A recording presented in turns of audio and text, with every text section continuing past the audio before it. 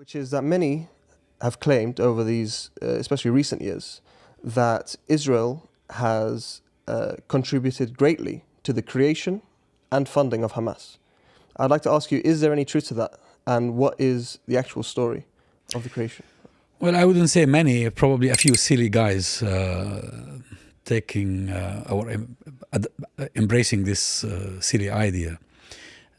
Now, the origin of this allegation is actually the PLO position in 1987 when they were taken by surprise at the birth of Hamas. Probably a little bit of background may be useful here.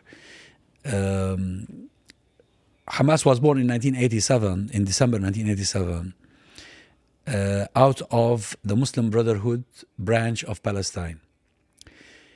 Now, the Brotherhood, for many years before that date, before the uprising started on the 8th of December, were mainly preoccupied with education, with social work, with charity, and they were not engaged in the anti-occupation activities that other Palestinian factions were engaged in.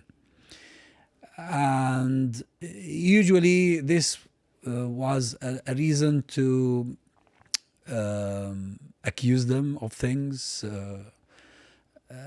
of not being patriotic enough. From their point of view, the idea for quite some time was that fighting Zionism in Palestine is not something the Palestinians on their own can do. Because the Muslim Brotherhood tried in 1948 to prevent the creation of the State of Israel, and they sent their volunteers to fight in Palestine. But the balance of power was against them.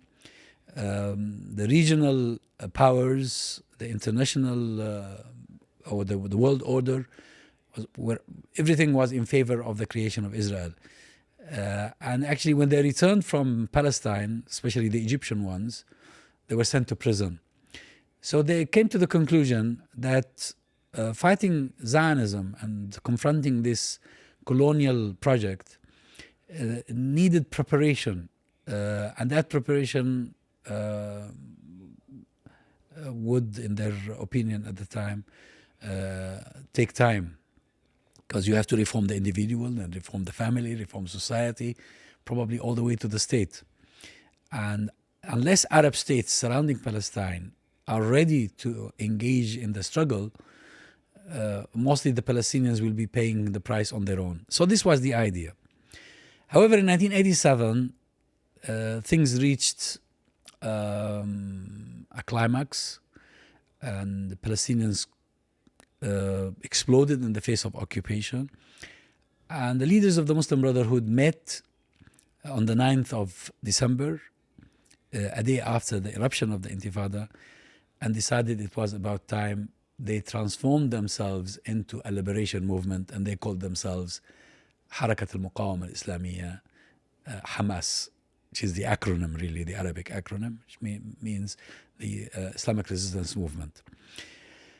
The initial response by Yasser Arafat at the time that this must have been a Zionist conspiracy. He believed in conspiracy theory. He explained so many things in that way.